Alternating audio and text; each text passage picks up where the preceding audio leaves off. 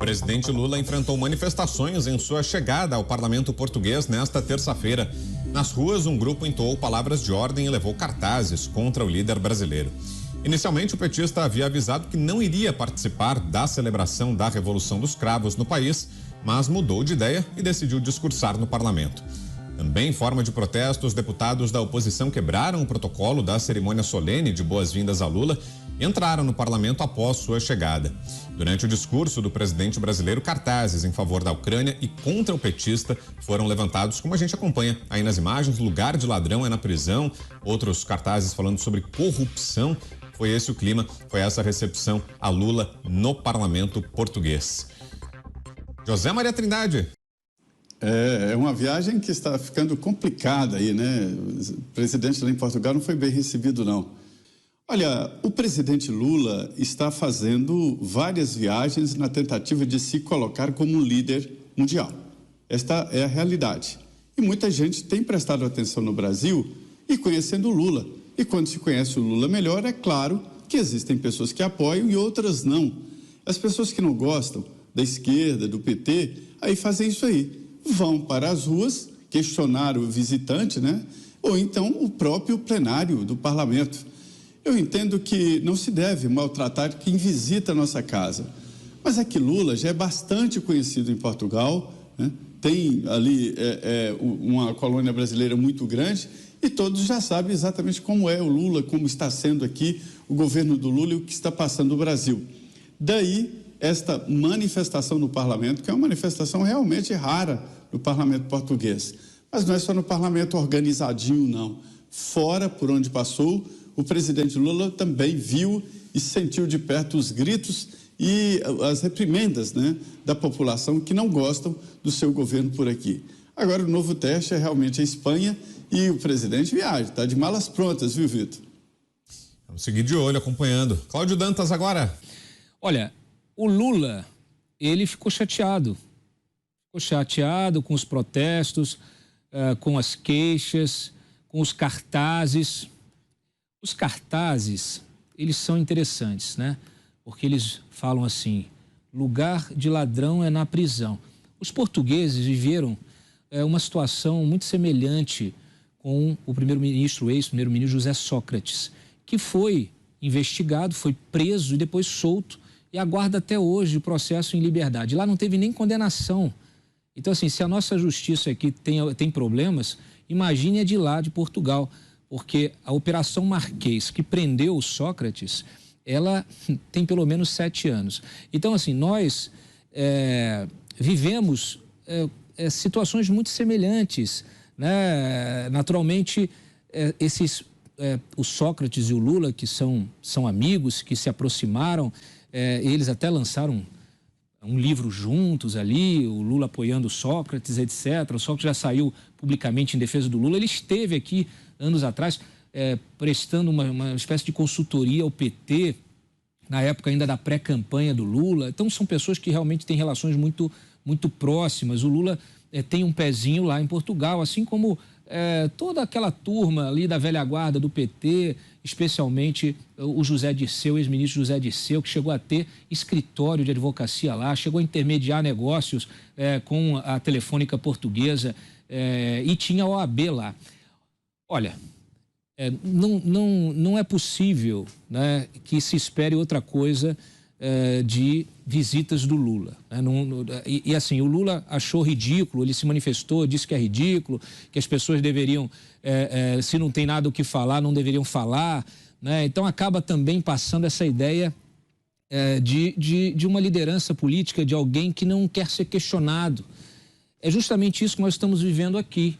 É claro que se o Lula pudesse, mandava prender esses manifestantes lá em Portugal, mas está lá.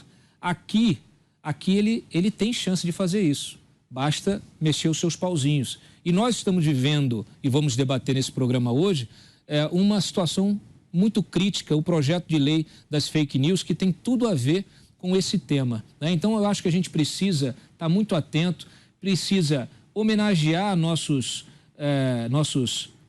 patrícios ali, né? Eu que sou cidadão português também, sou descendente português, sou neto de português, tenho cidadania portuguesa, fico muito feliz que lá em Portugal, apesar de eles sofrerem as mesmas mazelas, eles ainda têm liberdade de manifestação, né? Liberdade de manifestação nas ruas e dentro do próprio parlamento, na presença de uma autoridade estrangeira. Então, assim, parabéns a eles. Infelizmente, se nós não ficarmos atentos, não poderemos nunca mais fazer esse tipo de protesto contra ninguém, nenhuma autoridade pública. E para você, bem-vinda a essa mobilização, Roberto Mota. Existe uma frase famosa que diz mais ou menos assim: em uma democracia, quando o povo não gosta do governo, o povo troca o governo. Em uma ditadura, quando o povo não gosta do governo, o governo troca o povo. Parece piada, mas esse assunto é sério. A liberdade de expressão está sob ataque no mundo inteiro. Aqui, hoje, temos o PL 2630 nos ameaçando com a censura. Um povo que não está satisfeito com seu governante precisa ter, no mínimo, o direito de criticá-lo. Percebam que os portugueses não tiveram medo de dizer o que eles estavam pensando. Talvez esteja aí a linha que separa a democracia do autoritarismo. É preciso se perguntar, eu peço a você que está nos assistindo que faça esse exercício. Existe algum político ou algum funcionário público que você tenha receio de criticar? Se a resposta for sim, é preciso parar e refletir. O aspecto mais interessante dessa notícia é que ela foi relatada em diversos veículos do consórcio de mídia. Esses veículos disseram que os protestos vieram de deputados da extrema-direita portuguesa. Para essa turma desse pseudo-jornalismo, a cena política se divide em duas partes apenas. De um lado está a esquerda fofinha, a esquerda da justiça social, que vai cuidar de todos os pobres e combater pela liberdade. Do outro lado está a extrema-direita terraplanista. É uma visão de mundo infantil, caricata e subserviente. É a verdadeira piada do brasileiro. Você gostou do que acompanhamos hoje em Portugal, Thiago Pavinato? Eu sempre gosto de tudo, né? Eu gosto de tudo. É uma coisa até de música ruim, comida ruim. Eu só não gosto de cachaça ruim, porque se é para estragar o fígado, que seja com algo bom. Mas a questão é o que mais me revoltou são os seguintes pontos. Primeiro, Lula foi ao parlamento no dia de celebrar a Revolução dos Cravos, que é a queda de um dos períodos autoritários mais ferrenhos de Portugal, que passou a maior parte do tempo comandada pelo professor doutor Antônio de Oliveira Salazar. O que é Salazar se não um Xi Jinping? O que é Salazar se não um Vladimir Putin? O que é um Salazar se não um Maduro? O que é um Salazar se não um Fidel Castro? O que é um Salazar se não um Daniel Ortega com títulos acadêmicos na Universidade de Coimbra e de Oxford, diga-se de passagem. Então, a recepção de Lula, que é amigo desses ditadores, no dia que se comemora a queda de um ditador, é um ultraje. É um ultraje. O ultraje ainda maior é quando Lula, em entrevista sobre o que ele achava dos protestos ali fora, ele, com aquele sorriso de canto de boca, sabe aquele sorriso de canto de boca do sarcasmo, que fazem... Eles não devem. À noite eles vão deitar na cama, vão ver a vergonha. Sabe esse sorriso de canto de boca? Que só gente safada dá para tirar sarro do desespero dos outros e para achar que está acima do bem e do mal? Pois é. Eu queria saber se Lula imagina como é que as pessoas deitam a cabeça no travesseiro à noite, já que ele tem uma cama no Palácio do Planalto de mais de 45 mil reais de couro italiano, resistente para aguentar o solavanco. Eu queria saber se ele consegue ter a empatia, porque ele traz sinais muito claros. Eu não sou psiquiatra, não posso diagnosticar, mas esta falta de empatia de Lula é típica dos psicopatas. Eu queria saber se ele sabe o que é encostar a cabeça num travesseiro de um homem comum, estando ele hospedado no Tivoli da Avenida Liberdade, lá de Lisboa, o hotel mais badalado e chique de Lisboa, ali em frente à loja do Hermenegildo Zenha. Enquanto ele está ali gastando rios de dinheiro do contribuinte brasileiro, enquanto poderia ter ficado na Embaixada do Brasil, lá em Lisboa, que é uma casa, diga-se de passagem, suntuosa. Por que é que ele não está lá? E está aterrorizando toda a mídia portuguesa, que nem imagina o tamanho da comitiva da China, já está espantada com a comitiva reduzida que foi para Portugal.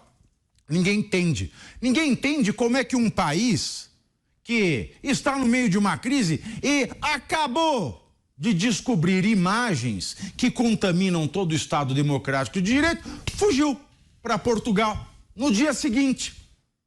Ninguém consegue entender absolutamente nada. E este senhor ainda consegue se desfazer, menosprezar as pessoas que estão lá protestando. Deixa a sua mulher deslumbrada fazer compras numa loja, quando a discussão aqui no Brasil é tributação, para que ela não pague o imposto de 60% sobre as peças da Zenha que são importadas e vendidas no Brasil. Enquanto o Brasil pega fogo, ele se desfaz daqueles que fazem uma crítica legítima num país que, por mais que corrupção tenha, ainda é uma democracia. É claro que ele se incomoda, porque lá ele não pode calar a boca, como ele consegue fazer por aqui. A gente tem aqui mais um trecho desse protesto que enfrentou hoje Lula em Portugal. Vamos acompanhar.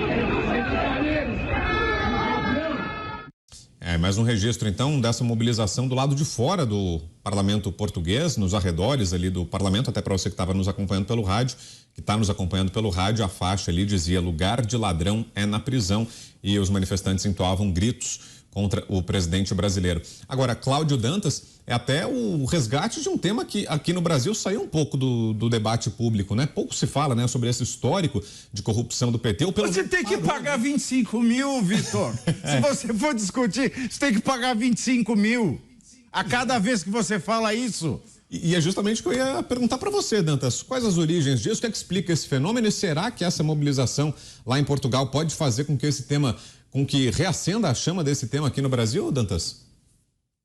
Bom, tá reacendendo, a gente tá discutindo isso. Olha, pouca gente conhece essa história, né?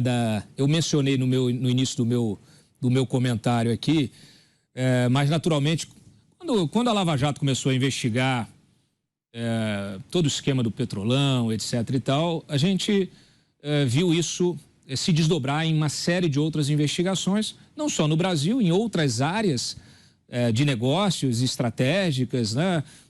Na área de infraestrutura, na área de energia, de concessões em geral, tudo que, fundos de pensão, tudo que envolveu dinheiro público, né? Aquela trinca lá que dilapidou a Petrobras também colocou a mão. E esse desdobramento também aconteceu em outros países. Por quê? Porque os grupos econômicos que dominavam, que integravam o tal do clube VIP, né? Desse grande esquema, desse mega esquema de corrupção no Brasil, esses grupos econômicos tiveram uma atuação no exterior, muitas vezes subsidiados por empréstimos, créditos do BNDES.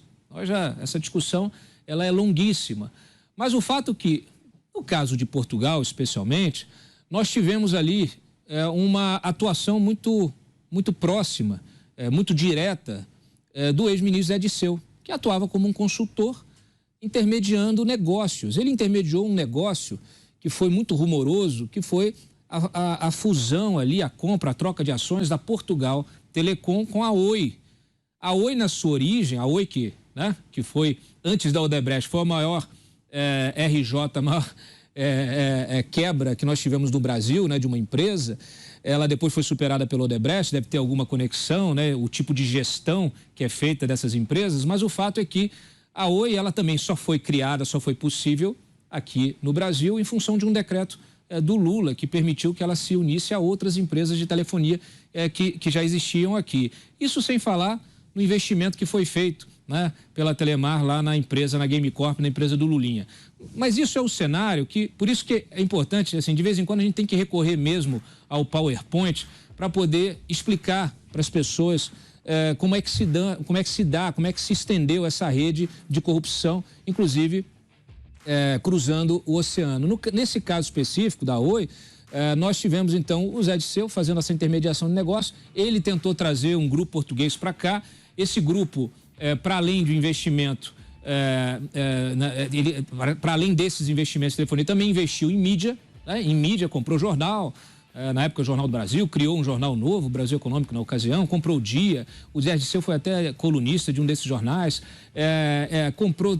quis comprar TV, quis comprar rádio, ele queria ter o domínio também, ter uma extensão ali de domínios na mídia, né? Que eles sempre tiveram esse objetivo de controlar a mídia ou, de alguma maneira, de ter um grupo forte de mídia. Esse grupo, então, você teve essa gestão do Disseu, usando naturalmente toda a sua rede de influência junto ao governo do PT para poder estender esses tentáculos desse grupo português.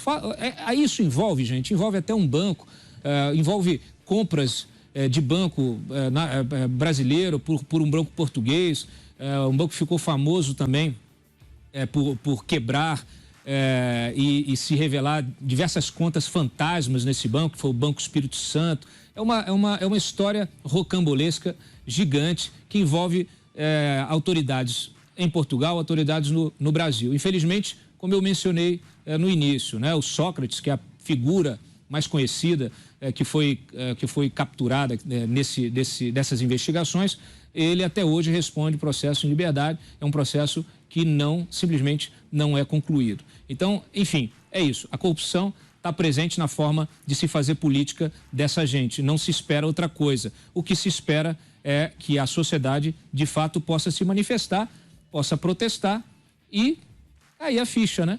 Porque não dá para não dar razão, né? A gente não tem como não dar razão para esses protestos dos portugueses. E aí chega a dar vergonha alheia, né, para nós que estamos vivendo agora, novamente, uma gestão do PT, um Lula à frente.